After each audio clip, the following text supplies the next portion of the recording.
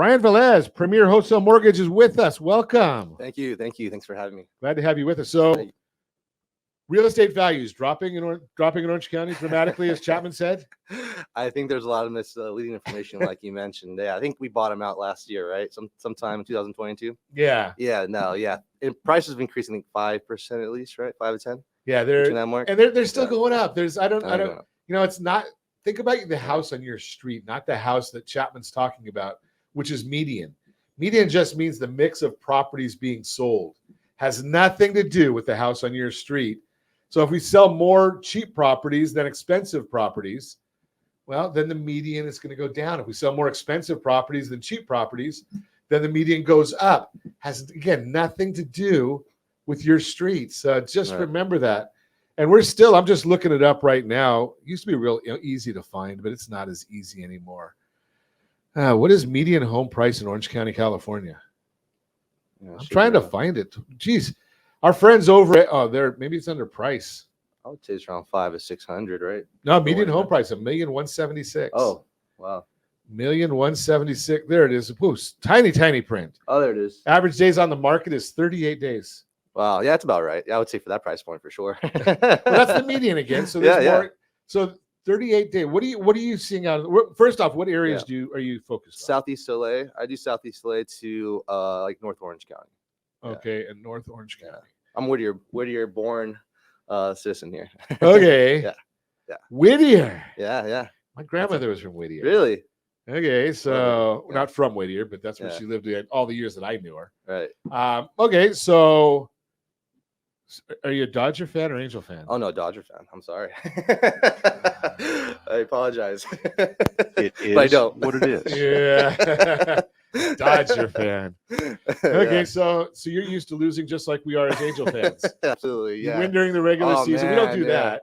Right, and then fail during the postseason. Yeah, that's why I think a lot of people drink, right? they stop drinking at Dodger Stadium like in the 7th inning or something like that. Yeah, right. I mean, at that point, everyone's already kind of it's already too late for them. It's already too late. they already know where the problem is. So so what's the numbers in Whittier? I haven't even looked at Whittier. Yeah. So what is Whittier? Is Whittier about the same, or is it? No, I would say it's a little less than the 1.7 medium average price point for Whittier. Yeah, I would say the 6-7 mark. I would say in that area. Okay. Yeah. So you can actually afford to live still in Whittier. You can still afford Whittier. I think Whittier is probably one of the most affordable areas in county for sure. Property staying on the market very long in Whittier? No, that's a crazy thing. Whittier still right now it's a hot market. I think it's one of those markets that's still untapped from LA. I think other areas in LA sell a lot faster, or higher price point. Whittier I think still affordable. Yeah, you're at 882,000 is the median home price, 38 days on market. Okay. Yeah. So again, but here's the big issue that I'm looking at right here. Okay. 63-year average of appreciation for Whittier. 5.56%. Oh wow.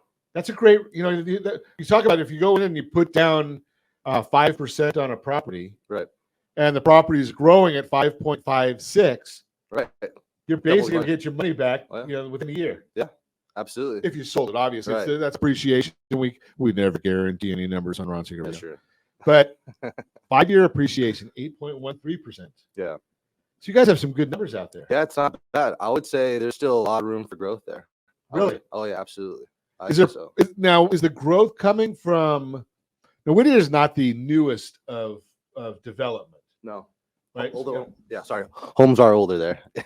So, are you finding the growth? Is it from people that are just moving into existing residences, or are they buying properties, tearing them down, and then putting something new on the same lot?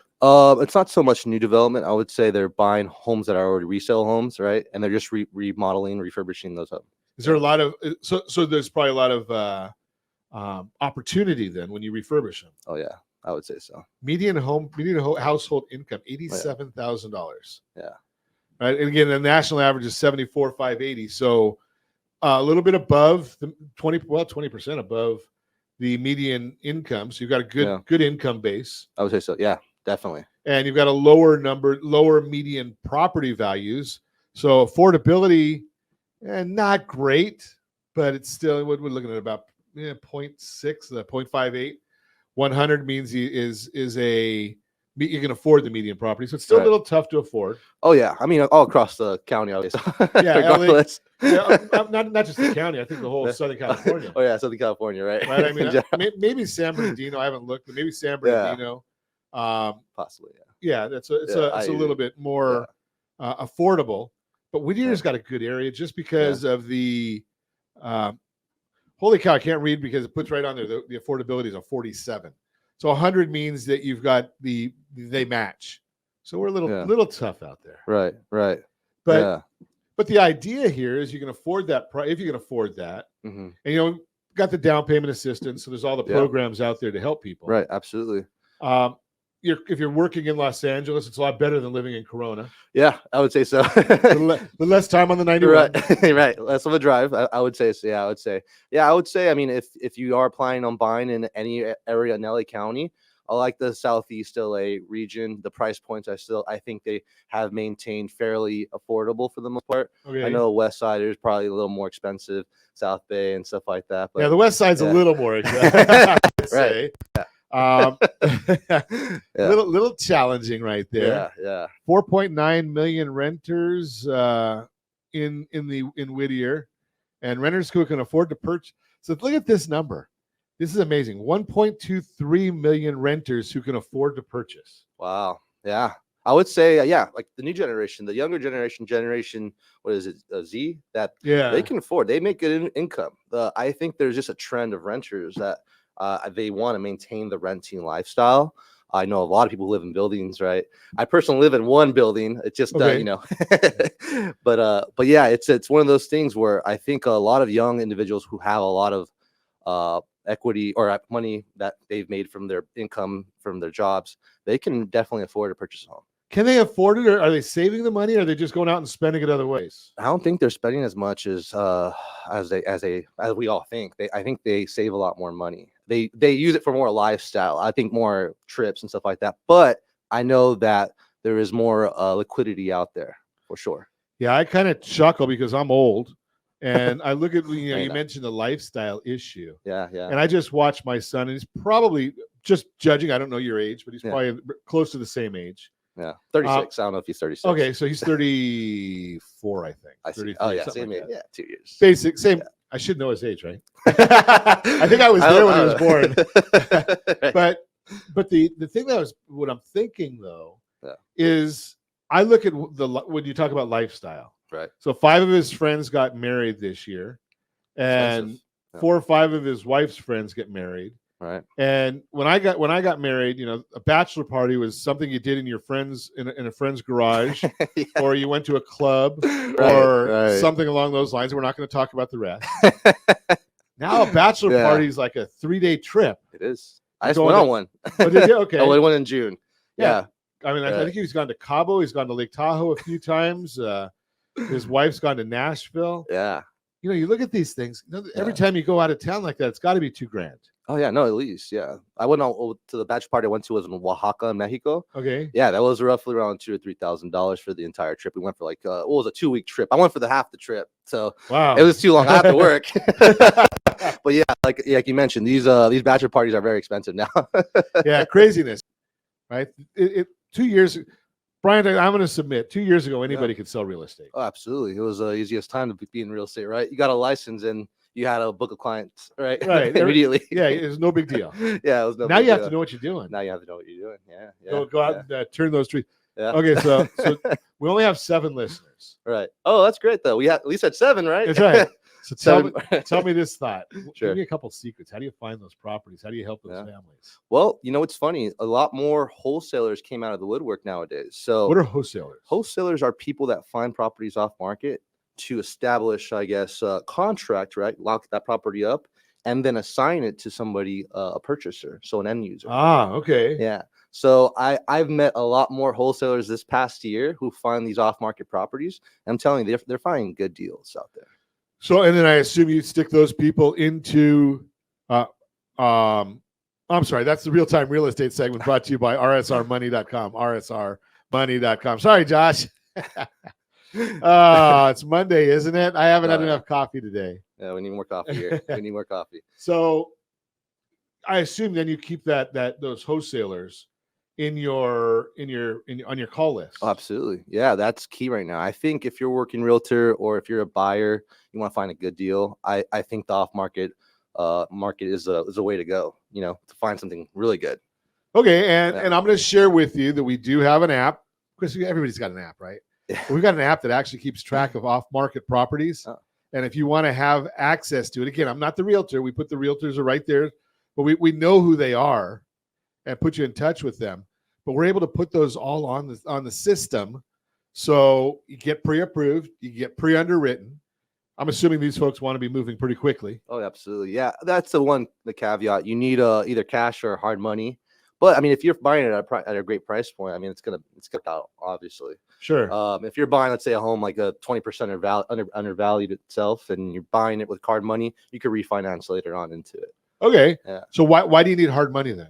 Well, a lot of these properties, they want, since they have them locked up, they have a specific, a shorter timeline than a typical real estate transaction. So let's learn together. Yeah. So if I come in with a totally underwritten contract or loan, right, and we needed 2 weeks to close. Okay, is that doable on some of these? Some of them possibly, but okay, you're competing more than likely with all cash offer. All cash offer. Oh yeah, so it's better probably to have that hard money on your back pocket. So what is the normal close time on some of these? I would say the normal close time would be within those 2 weeks. I would say 7 to 2 weeks. Yeah. So, so we're looking at 7 to 10 days, say, so to speak. 7 to 10 days. Yeah, I would say so. Yeah, if you have a loan and if you close it, that'd be great. But I don't know if it's also the seller's discretion to accept the offer. If they have all cash that's competitive, it's just one of those things where they may consider the all cash as a stronger purchaser. Sure. Okay, so you have to come in there with your financing in order. Oh, absolutely. Either with cash. Oh yeah, or the shortest contingency period you can possibly come up with, like a 3-day inspection or loan period. Who knows? So they will allow inspections. Most definitely. Definitely. Good. So you get that inspection done. Do they generally have appraisals on them? Yeah, of course. Okay. Yeah. If you're getting a hard money loan, I would say you're getting an appraisal. So I know some of the hard money people that we work with look at a property and they basically say, okay, you're going to put X amount down. Yeah. 30%, 35%. Right. We're happy with that. We don't even need an appraisal. Oh yeah. Well, sometimes, yeah. Right. If the property is really, really undervalued, then sure. Yeah. They're looking at them, just going in that direction. Yeah. Okay. Yeah. So learning about off-market properties. Yeah. I mean, not everything's wholesale either. I mean, you can cold call like a neighborhood, and you can have a pocket listing as well, and that's off-market. And if you have your book of buyers, and you can potentially show them the property. How'd you get into this, Bryant? It's funny. It's been about 10 years since I've been in business. I was an assistant before, and I worked under a broker. He was in the business when we're both 18. I went the college route. He went straight to the real estate route. So he was always telling me, "It's a drop school." But first generation Latino male here, I was like, what? I need to finish that education because it's the American dream, right? Get the bachelor's, finish and move on. But I saw my buddy who was in real estate the whole time, little by little, doing a little better. He went from the Corvette, Porsche, buying multi-family homes. Now has about, I think, 30 properties under his belt. Basically, wow. 36-year-old, 37-year-old guy, retired, doesn't really do too much. Just collects rent. He does now, I think, loans, mortgage. I don't want to talk to him too much right now, but anymore. But he does loans himself, and he's living a nice lifestyle now. Put it that way. How old is he? About 36, 37. Yeah. Think about that concept, though. Yeah. Right, because a lot of folks don't have that game plan.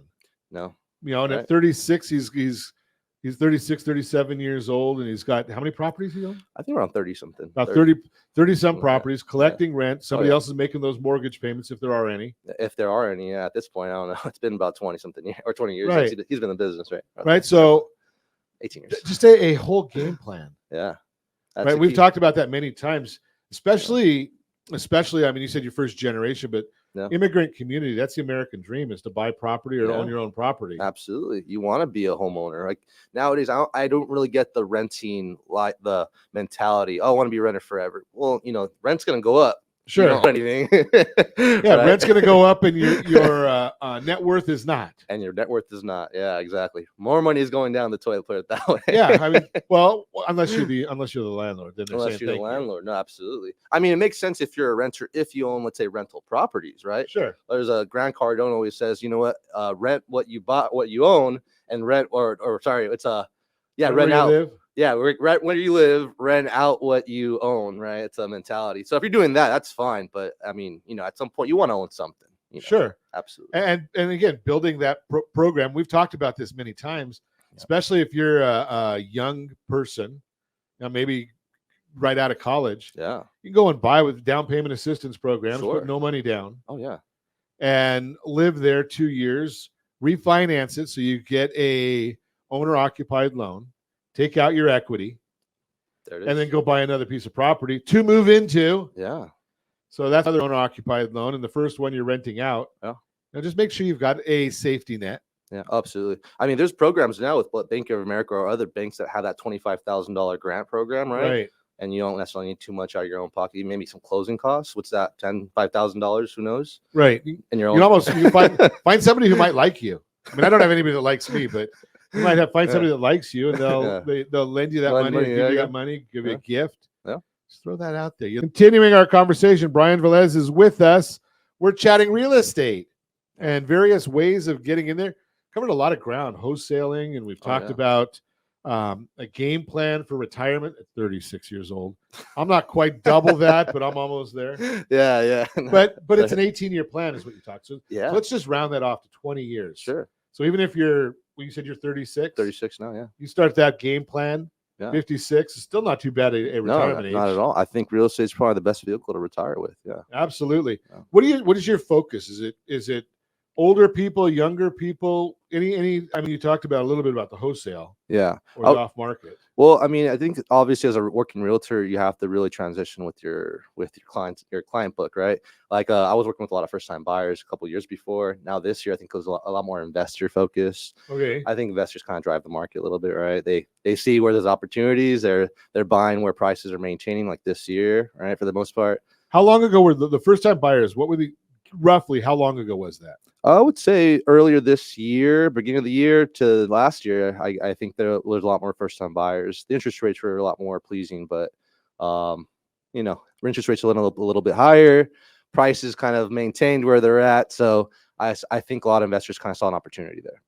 Okay. Yeah. So any of them that might have gotten into the biz, gotten their property in 2020 or before. Oh, yeah. Right. Those are the folks right now that have a huge amount of equity. Oh yeah, so much. There's so much equity. At least what to average 100,000, something like that, right? So think about that concept. Yeah. Pull out a good portion of that equity. Yeah. Keep the property. Oh yeah. And go buy another home. Yeah. Now you're owner of 2 properties, right? Potentially even 3. Who knows? Right.